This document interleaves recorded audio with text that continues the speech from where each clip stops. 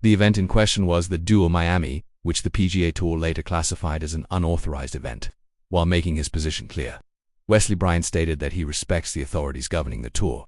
However, he also pointed out that, due to ambiguity in the existing rules and regulations, he believes he has the right, as a PGA Tour member, to appeal the decision, and he fully intends to do so. Bryan also expressed that when the rule was originally written, it was not meant to apply to YouTube content creation, but rather to traditional competitive events. So what actually happened?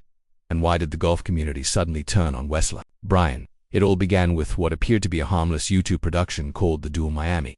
The event was styled like a casual influencer matchplay game, filled with cameras, bold graphics, and an atmosphere that felt closer to a reality show than a professional golf tournament. On the surface, it looked like nothing more than a fun exhibition designed for online entertainment, but behind the scenes, something more serious was unfolding. Reports indicated that the event had backing from LA Golf, and that's where tensions began to rise.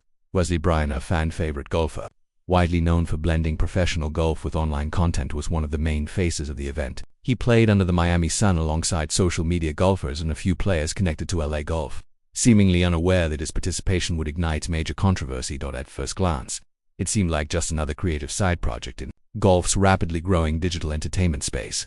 However, according to multiple reports, the PGA Tour was monitoring the situation closely and they were not pleased. Reuters later reported that the PGA Tour acted quickly, officially labeling the event as even more concerning. It was reportedly viewed as a potential violation of tour regulations, which require players to receive approval before competing in outside events, especially when those events are linked, directly or indirectly, to rival organizations like Live Golf. The PGA Tour's stance was clear.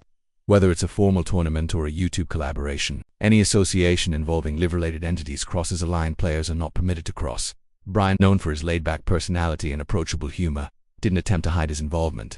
The entire event was openly documented online, featuring drone footage, mixed-up conversations, and behind-the-scenes moments that quickly spread across golf social media. What started as a light-hearted content project soon turned into a headline-making controversy that captured the attention of the entire golf world. Social media reacted instantly. According to golf.com, the match was already gaining massive traction online even before any official ruling was announced. But once reports surfaced that the PGA Tour had taken action, the situation exploded.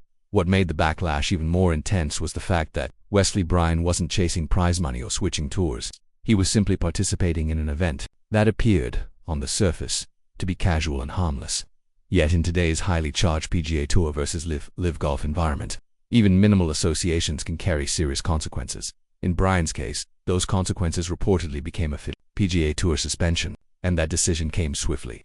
Just days after the Duel Miami was uploaded online, before the social media debate had even settled, the ruling was reportedly handed down. What Wesley Bryan believed was simply a fun, light-hearted YouTube collaboration with fellow creators unexpectedly turned into one of the biggest controversies in modern golf. When the PGA Tour ruled that his participation in the Duel Miami violated tour regulations requiring written approval for any unsanctioned event, especially those with reported ties to LIV Golf or related organizations, despite the event being completely public, openly filmed, and clearly positioned as casual content rather than a professional tournament, the PGA Tour reportedly responded quickly and formally, issuing a suspension without major public announcements. Bryan later confirmed the decision himself on social media with a sarcastic tweet that instantly went viral, turning what sounded like a joke headline "PGA suspends player for YouTube match" into a real and shocking reality. The suspension sparked immediate backlash across social media, podcasts, and sports media, with fans and analysts split between those who viewed the punishment as excessive and those who believed